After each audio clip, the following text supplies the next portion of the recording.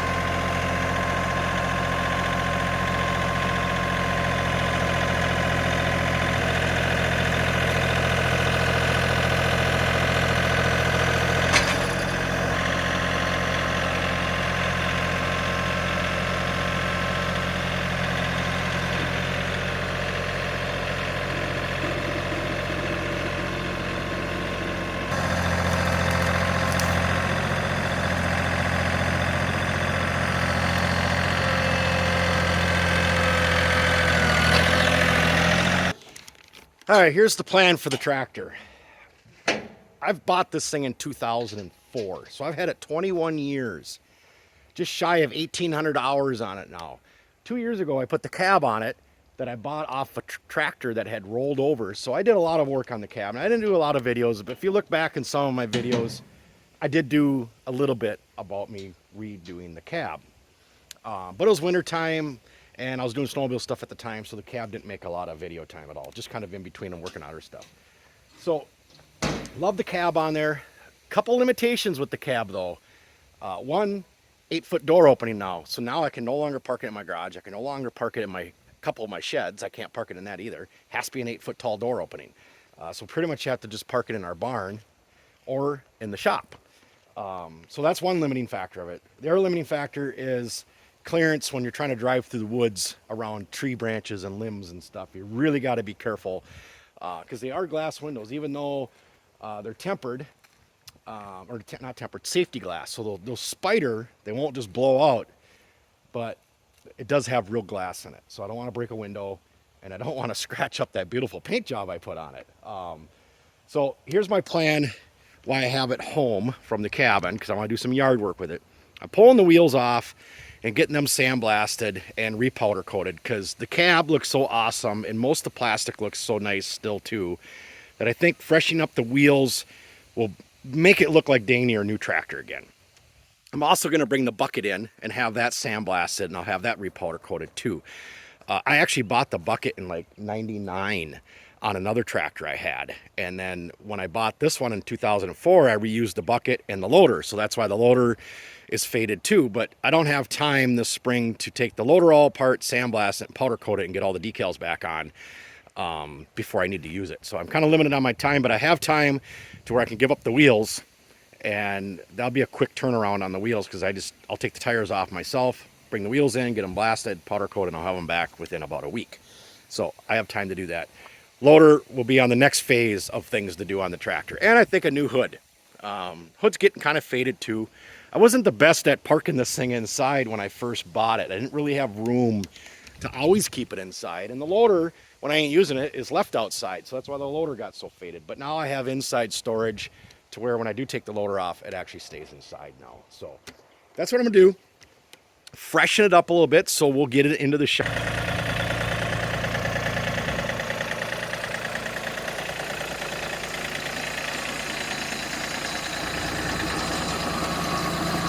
Let's spread some lime on the yard. Then we'll get it in the shop and get the wheels off.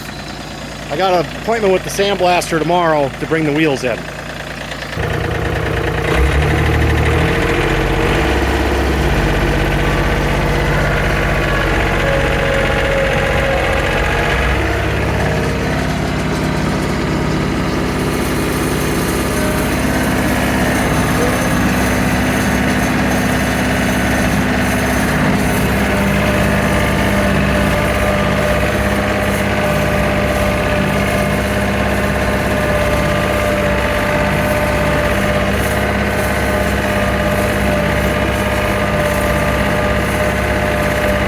All right, we got it in the shop to get the wheels off. Just took the fertilizer spreader off. I feel like I've had this up on the hoist before, so I'll bring you back. Let me do some head scratching and look what I got for underneath here to be able to pick it up on. But for some reason, I feel like I'll stand underneath this thing a few years ago changing the hydraulic oil on it. That's what I seem to remember. So let me scratch my head for a little bit. I feel like it can be done.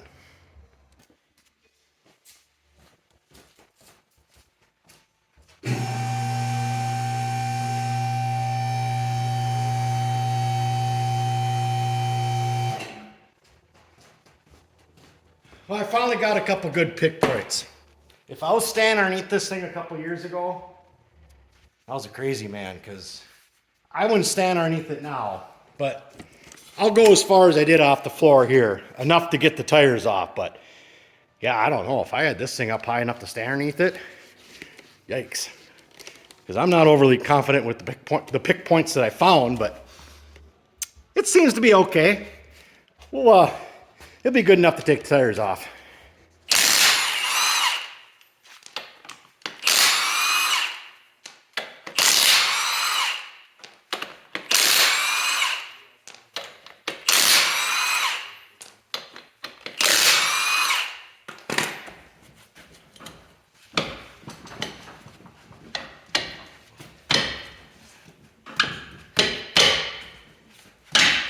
Jesus, been a while since I've had them off, I guess. A couple years ago, I changed the tires on the front because they were bald.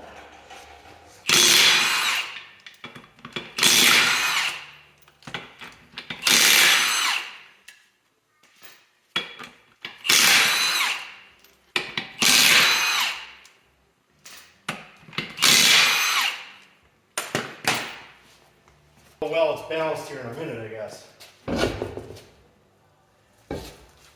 These back tires are heavy. Their issue is I don't know if I'm going to be able to bead these tires with my small tire changer. I might have to bring them in tomorrow. All right, I'm going to attempt to show you guys this here. So this is my small, old school little tire changer here. And yeah, it kind of works. Like I said, I've done these smaller ones before, but it looks like the bigger ones, I'm not going to be able to do it.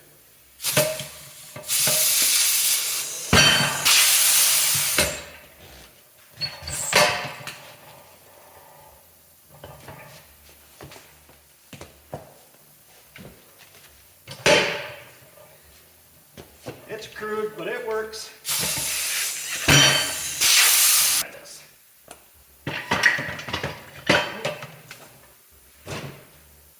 this thing off first.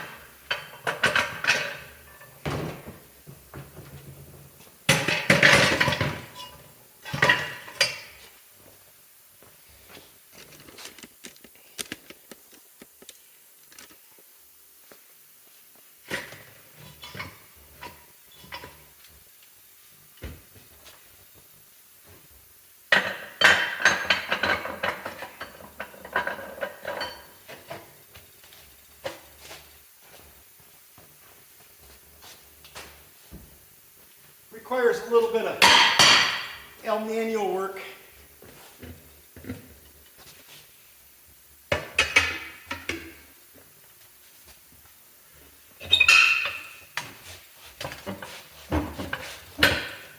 Oh yes. Now put the big boy into it.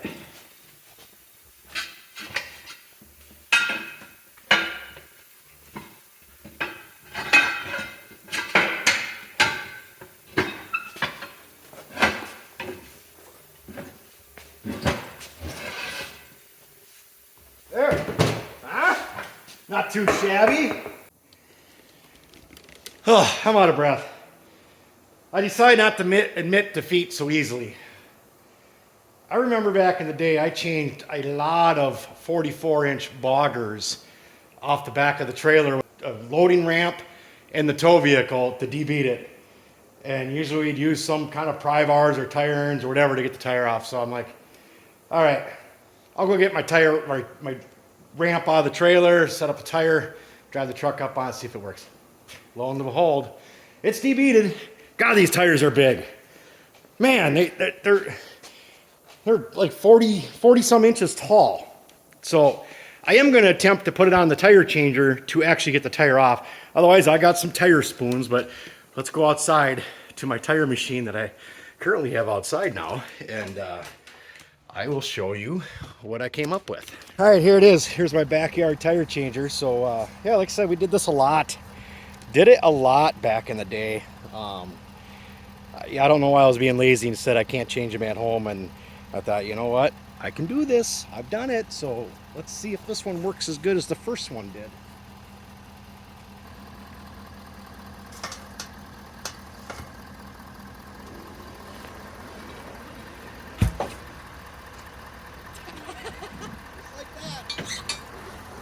See if both sides beaded. The first one did. I don't know why both sides debeaded so easily, but let me check it.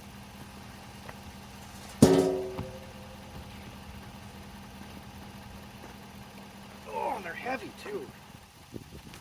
God awful heavy. Yep, all debeaded. All right, let's go back inside. Oh, I was using the truck in 4 low, if you're wondering. 4 low, that way you can just kind of crawl up the ramp. So, all right, there you go. How to debeat a tire with a car trailer ramp. After doing that first one, I got to crack a belt here. Let's crack a belt, and we'll do the second one. I want to say this, is I couldn't get them on the tire changer because they're so insanely heavy, and I realize where all the weight is. The wheels have got to be 4 inches thick, I think, at least 4 inches thick, because the wheels are no less than 800 pounds, and the tire weighs like 25 pounds. So, I did them with the spoons, and I haven't done a tire with spoons in a long time, so, but what I did learn is I gotta get some Lubra. A little Lubra on the wheel first, or on the tire. It slides off a lot easier. I got halfway through and realized I gotta get some Lubra going. Oh, they're heavy. Like I said, those wheels are at least 7 inches thick. They gotta be 1,000 pounds a piece. I could barely pick it up off the floor after it flopped out of the tire. And somehow I still have all my teeth in my mouth using the spoons. God, that things are risky. The whole time I was holding my hand over my mouth thinking, any second it's gonna slip. And I'm gonna have more than a fat lip. Oh, the wheels have gotta be about 1,200 pounds. I ain't exaggerating a bit. They are heavy. Oh, all right. So now we got the Lubra on. Oh, God, I'm regretting even doing this. First one sucked. It was a lot of work. I don't like working this hard. Gotta remember how I did it. You stomp down back here, get your tires started up. Yeah, you're pretty much using the big bar the whole time. Just want to watch them teeth the whole time.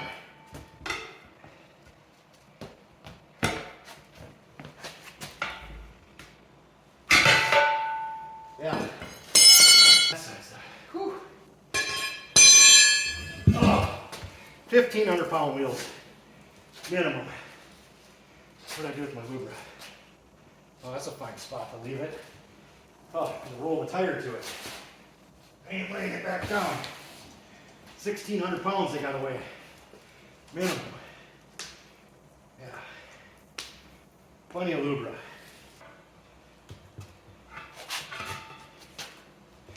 I know there's some of you guys watching. Your tire changes all the time when you're doing it all wrong. I obviously am. It would go a lot easier if I was remotely doing it right. But I'm getting somewhere. It's coming out. And I didn't have to bring them somewhere and have pay somebody to do it. I'm just walking it out. It's coming. There it goes. Just let the weight of that 2,000 pound wheel just kind of pull itself right out of there. Yeah, look how tall these tires are. They got to be 60 inches, at least. Look, I got a tape measure. Let's settle this. Well, all right, well, 39. Close enough. That's what I was going to actually say, but I didn't want to be right. All right, guys. Well, whew. I'm sweating. I'm out of breath. I'm spent. The wheels are super heavy. I don't know how I'm going to get them in the back of the truck. I'm going to have to wait till Trenton gets home. You see him throw them triples around like they're nothing. So he should be able to pick up that 2,000 pound wheel. Yeah, I got to bring them. I got to go actually pressure wash them first. The sandblaster requested absolutely no oil, grease, nothing on the wheels, he said. Otherwise, they're an additional cost because then he has to do it. So get these things ready for sandblast and hopefully pick them up in about a week. The other thing I want to take care of why the wheels are all getting sandblasted and powder coat are these front drive seals. They've been leaking for a couple years and I have ignored it longer than I probably should have. So it's time to do it. You can see even with it sitting here on the hoist on how it's dripping oil on the floor because the axle's tipped a little bit like this. And this has always been the side that's been leaking. The other side doesn't. It's funny. I just watched a video the other day of a guy replacing these seals so I can get educated on it. And he said that the right-hand side is more prone to going bad than the left-hand side. He said something about because the chute, especially if it's a tractor you mow with. And I mowed with this tractor for many, many, many years before we got a smaller tractor for mowing the yard. And I've pretty much just been using it with the loader and snow blowing, stuff like that now. I put the mower deck on this year to do some trail maintenance. The mower decks on these things are very heavy duty. I do have a brusher for the back, but it seems a little overkill for what I want to be able to do. So probably going to put the mower deck on this year to just do a little bit of the trail work. But yeah, you can see the oil on the floor. So Trenton yesterday went and picked up the oil seals. And I think I'm going to do this repair in a different video. That way I can go through it quite extensively. It's this part right here, part number 22. It's the outer hub seal. This is what the seal looks like. John Deere is extremely proud of these seals at a tune of $100 a piece. So yeah, $200 for the two front seals, but it needs to be done. Like I said, you can see on the left-hand side here, it is not leaking. It's out. It's never leaked. So it's a matter of just taking these bolts out. But like I said, we'll go through a whole nother video. So stay tuned. Hope you enjoy this series of some maintenance and some redo of a few parts on the John Deere. Like I said, right now, the wheels are at the powder coater now. They've already been sandblasted. So I should get them back in the next week, get the tires mounted back up. And in that amount of time, I should get that one seal, or both seals actually, replaced. So See you in the next video. Thanks, everybody.